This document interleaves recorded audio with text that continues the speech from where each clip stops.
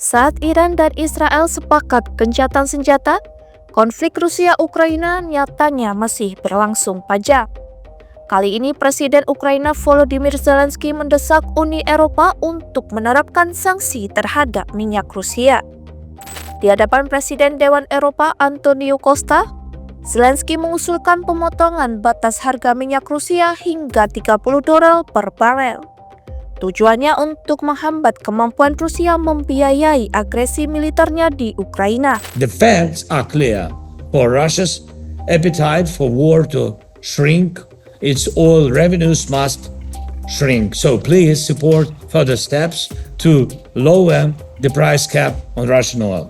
And a cap of $45 could help move toward peace, of course, but for real, a lasting peace, and we shared it yesterday, and with all the partners, Europe partners, United States partners, a cap of $30 per barrel is needed to block Russia's ability to fund its aggression. Namun benarkah pergerakan ekonomi Rusia saat ini masih bergantung pada industri migas?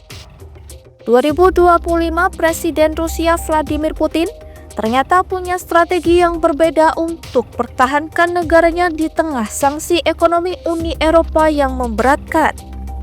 Dalam Forum Ekonomi Internasional Saint Petersburg, orang nomor satu Rusia itu menegaskan bahwa ekonomi Rusia tidak lagi bergantung pada sektor migas.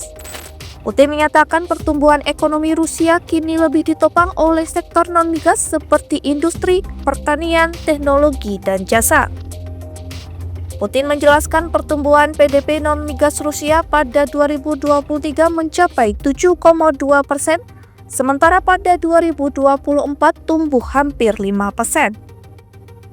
Dia bahkan menyindir orang yang masih berpikir bahwa ekonomi Rusia bergantung pada bahan mentah adalah pemikiran ketinggalan zaman. Представление о российской экономике как исключительно сырьевой, зависимой от экспорта углеводородов, явно устарели. Они уходят в прошлое, реальность говорит о другом. Россия уже занимает 4-е место в мире по объему валового внутреннего продукта. В Европе 1-е.